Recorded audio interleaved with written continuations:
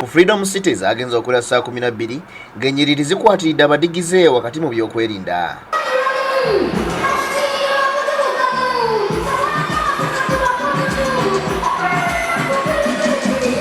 Oluvannyuma basanyusiddwa abayimbi ab'enjawulo omubadde n'omuyimbi omupya amanyiddwa nga Vanera.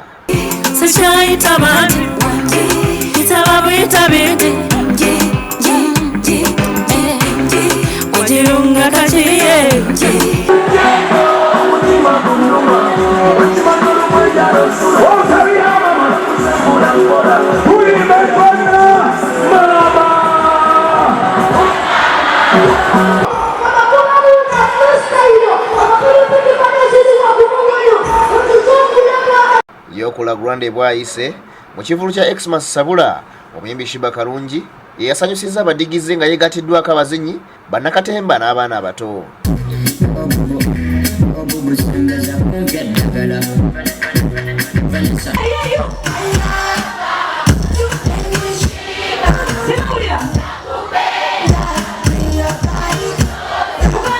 So for me, I gotta bebaza so much because we went mu tusizaawo era kyembasaba tumako bujja mbasaba ekintu kitono nnyo muwagira abayimbi baffe nga muwagira w'obweru yenna abana kirumira buladi lesini pisi balumbe watama abawutama yali asuuta ombeke talota namusanga mu kikunda kamanyinya bafuluta kumbe bwe kasikunda.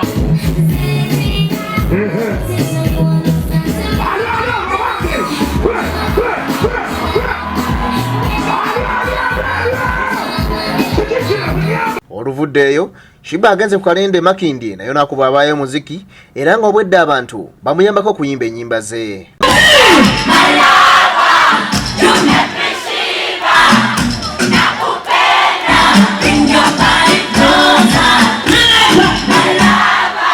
Ye Kasanda abayobeye mu kivulu ky'omuyimbi Mick Muhumuza ngono yeegatiddwako omuyimbi John Black.